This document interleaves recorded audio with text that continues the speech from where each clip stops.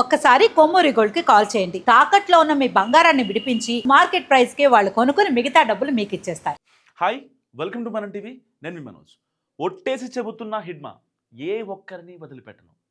So ఇది దేవా రాసిన ఒక లెటర్ ఇప్పుడు సోషల్ మీడియాలో వైరల్ అవుతుంది.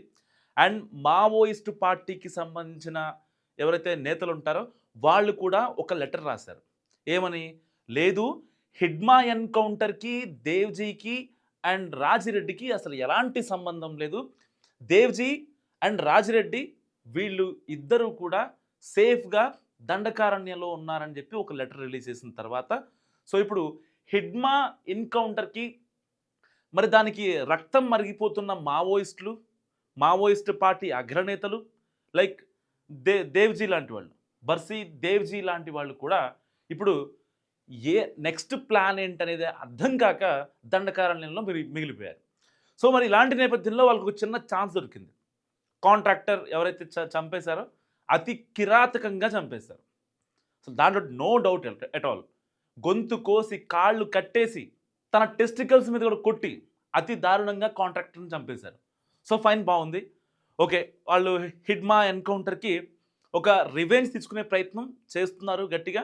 సో దానికి సంబంధించి మరి హిడ్మా ప్లేస్ని దేవ్జీ భర్తీ చేస్తాడా లేదా అన్నది మాత్రమే ఇక్కడ పాయింట్. ఎందుకంటే ఛత్తీస్గఢ్లోని సుక్మా జిల్లాలో పూవర్తి గ్రామంలో ఈ దేవ్జీ జన్మించాడు, బర్సీ దేవ్జీ. సో ఇతను హిడ్మాకి, ఎవరైతే చనిపోయిన మావోయిస్ట్ హిడ్మా ఉన్నాడో అతనికి మేనల్లుడు కూడా.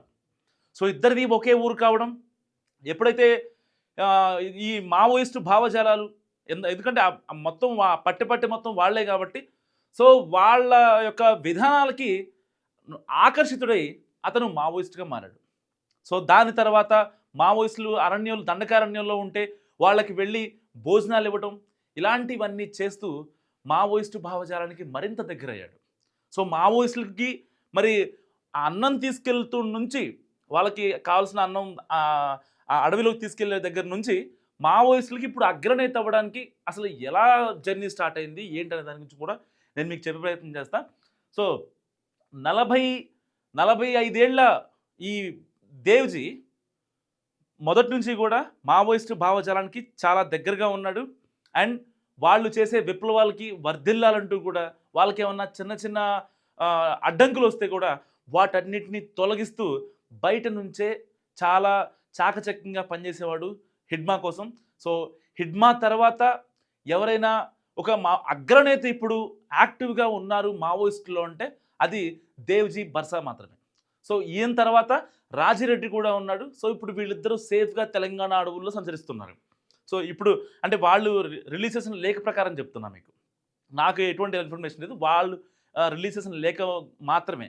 సో ఇలాంటి నేపథ్యంలో దేవ్జీ బర్సా మరి హిడ్మాని అనుకరించి సేమ్ హిడ్మా యొక్క ప్లేస్ని మరి ఆక్రమిస్తాడా అన్నది కూడా ఇప్పుడు ఇక్కడ ఒక పాయింట్ అనమాట. ఎందుకు ఆక్రమిస్తాడు అన్నానంటే ఏదో భావంతో వచ్చేది కాదు, అదొక బరువైన బాధ్యత. సో చాలామంది మావోయిస్టులు ఉన్నారు, ఎవరైతే ఆ మావోయిస్టుల్లో బ్లాక్ షీప్లు ఉంటారో. సో ఇప్పటిదాకా హిడ్మా ఎన్కౌంటర్కి మావోయిస్టులే చెప్పారు అని చెప్పి అన్నారు కదా.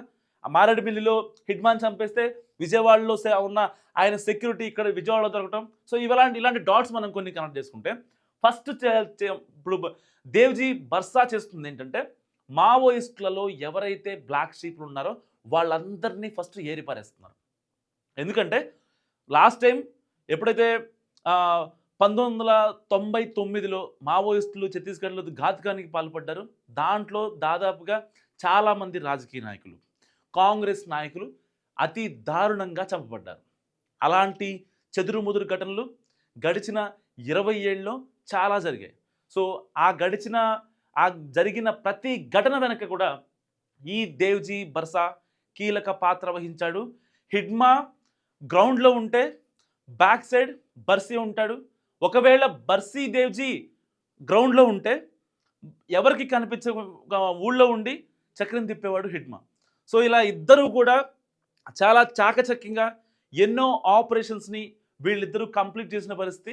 మరి ఇప్పుడు హిడ్మా యొక్క ప్లేస్ని ఆక్రమిస్తాడా అంటే ఆక్రమించే ఛాన్స్ చాలా గట్టిగా ఉంది. ఎందుకంటే ఇప్పుడే పీపుల్స్ లిబరేషన్ ఆఫ్ గెరిల్లా ఆర్మీకి కూడా ఈయన కమాండర్గా, చీఫ్ కమాండర్గా బాధ్యతలు స్వీకరించాడు. అంతేకాకుండా ఇతనికి 3 అంచెల భద్రత కూడా ప్రవేశపెట్టారు మావోయిస్టులు. సో ఆ మావోయిస్టులు కూడా వాళ్ళు కూడా చాలా ఫుల్లీ ట్రైన్డ్ ఉంటారు. సో వాళ్ళ ఫోకస్ మొత్తం టార్గెట్ మీదే ఉంటుంది, దాంట్లో డౌట్ ఏం లేదు. సో అలాంటి 30 మంది మావోయిస్టులతో దేవ్జీ బర్సాకి వాళ్ళు ఒక ఎస్కాట్ కూడా ఇస్తున్న పరిస్థితి.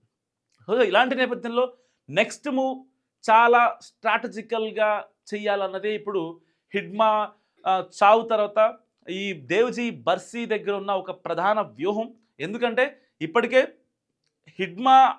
హిడ్మాని ఏరివేయడానికి పోలీసులు అనుసరించిన వ్యూహం, అంటే వీళ్ళు రాసిన లేఖ ప్రకారం చెప్తున్నా. సో విజయవాడలో ట్రీట్మెంట్ తీసుకున్న హిడ్మాని మారేడుమిల్లి తీసుకెళ్ళి 400 కిలోమీటర్ల ఆయన కారులో తీసుకెళ్ళి నడవలేని పరిస్థితిలో, కూర్చోలేని పరిస్థితిలో ఉంటే హిడ్మాని అక్కడ తీసుకెళ్ళి ఎన్కౌంటర్ చేశారు. అంత దారుణానికి ఎందుకు పాల్పడాలి అని మావోయిస్ట్ నేతలు మాట్లాడుతున్న పరిస్థితి. ఇప్పుడు మరి అలాంటి హిడ్మాని అలా చంపారంటే ఇక మావోయిస్టులు అనేది నథింగ్ అనేది పోలీసు వాళ్ళ భావన. సో మరి ఇలాంటి నేపథ్యంలో మావోయిస్టులు అందరూ ఏకమయ్యారు. ఎలాగైనా సరే ఎవరెవరు ఎక్కడున్నారని చెప్పి ఆ యొక్క ఇన్ఫర్మేషన్ మొత్తాన్ని మావోయిస్టు కేంద్ర పార్టీకి సమాచారం పంపించారు. సో దానికి సంబంధించి దేవ్జీ బర్సీ అయితేనే ఈ గ్రౌండ్లో ఉన్న, దండకారణ్యంలో ఉన్న, ఇంకా జనావాసంలో ఉన్న మావోయిస్టులకు ఆయన మాత్రమే హెల్ప్ చేయగలడు. సో ఆయన మాత్రమే ఉద్యమాన్ని ముందుకు తీసుకెళ్ళగలడు.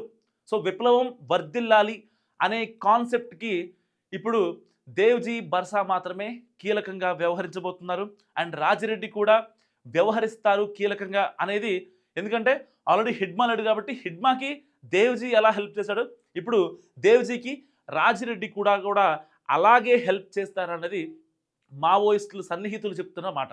సో ఏదేమైనా ఒక్క మాటలో చెప్తా మీకు, ఈ దేవ్జీ బర్సా ఎంత యాక్టివ్గా ఉంటున్నాడు అంటే హిడ్మా చనిపోయిన తర్వాత ఆ విషయం తెలుసుకున్న దేవ్జీ బర్సా అంత్యక్రియల రోజు కూడా మారువేషంలో వెళ్ళి ఆయన్ని చూసి చివరిసారిగా బయటకు వచ్చిన పరిస్థితి మనం చూసాం. అప్పుడు నిజంగా హిడ్మా అంత్యక్రియలు ఎంతోమంది ఆదివాసీలు వాళ్ళందరి మధ్య చాలామంది వచ్చారు. సో చూడటానికి అంత ప్రాముఖ్యత, అంత ప్రాచుర్యం ఉన్న నేత మావోయిస్టు అగ్రనేత అయినటువంటి హిడ్మా. సో అలాంటి అతని అంత్యక్రియల కోసం సో బెస్ట్ ఫ్రెండ్ అండ్ మేనల్లుడు అయినటువంటి దేవ్జీ బర్సా కూడా మారువేషంలో వచ్చి వెళ్ళాడు. సో ఇది authentic information. So next plan ఏంటనేది చాలా కూలంకుషంగా ఇప్పుడు వాళ్ళందరూ చర్చించుకుంటున్నారు. ఎందుకంటే ఒక సైన్ ఏంటంటే, ఒక ఇండికేషన్ ఏంటంటే హిడ్మా ఎన్కౌంటర్ తర్వాత ప్రతీకారం తీర్చుకుంటామని చెప్పి ఒక కాంట్రాక్టర్ని అతి కిరాతకంగా చంపించారు. అండ్ రెండోది ఏంటంటే, ఎవరైతే మావోయిస్ట్ ఇన్ఫార్మర్లు ఉన్నారో వాళ్ళందరినీ కూడా చంపించేసేటప్పటికే Devji Barsa. So already plan start అయింది, యాక్షన్ స్టార్ట్ అయిందని ఈ 2 సైన్స్తో మనం ఒక అంచనాకి రావచ్చు. అండ్ ఇలాంటి నేపథ్యంలో దేవ్జీ బర్సా ఎంతవరకు ముందుకెళ్తాడు దండకారణ్యంలో. సో అతని దగ్గర AK-47 గన్ సహా దాదాపుగా 8 రైఫిల్స్ ఉంటాయంట. అంటే అతనికి మళ్ళీ 3 అంచెల భద్రత, 30 మంది మావోయిస్టులు. సో అతన్ని పట్టుకోవడం, అతన్ని లైవ్గా వెళ్ళి ఎదురుగా వెళ్ళి ఢీకొనడం అనేది అసలు ఇంపాసిబుల్. సో మరి ఇలాంటి నేపథ్యంలో ఇప్పుడు ఛత్తీస్గఢ్ సుక్మా జిల్లాలో ఇంకా దంతెవాడలో కొన్ని భద్రతా బలగాలు, ఇటు ఆర్డీ సిబ్బంది కావచ్చు, డిఆర్జీ వాళ్ళు కావచ్చు, ఆక్టోపస్ వాళ్ళు కావచ్చు, గ్రేహౌండ్స్ వాళ్ళు కావచ్చు, సో భద్రతా బలగాలు నెక్స్ట్ లెవెల్లో కూంబింగ్ చేస్తున్నాయి. కానీ ఇప్పుడు దేవ్జీ ఎక్కడున్నాడనేది ఎవరికీ అర్థం కాని ప్రశ్న. కానీ రీసెంట్గా ఒక సోషల్ మీడియాలో ఒక లేఖ వైరల్ అవుతుంది. సో దేవ్జీ బర్సా తెలంగాణలోని అడవుల్లోని మాత్రమే ఉన్నాడు, ఛత్తీస్గఢ్ సుక్మా జిల్లాలో లేడు. ఎందుకంటే మారేడుమిల్లి ఆ పట్టె మొత్తం కూడా గట్టిగా కూంబింగ్ జరుగుతుంది కాబట్టి తెలంగాణలోనే స్థిరపడ్డాడు అనేది కొంతమంది చెప్తున్న వాదన. అండ్ అది మిస్లీడింగ్ ఇన్ఫర్మేషనా, లేకపోతే ఎక్కడో ఏదో ప్లాన్ చేసుకుంటూ ఆయన తెలంగాణలో ఉన్నాడని చెప్తున్నారా అనేది తెలియదు. కానీ ఆయన మాత్రం నెక్స్ట్ లెవెల్ ప్లాన్కి ఇప్పుడు రెడీ అవ్వబోతున్నాడు అనేది మాత్రం చాలా వాస్తవం.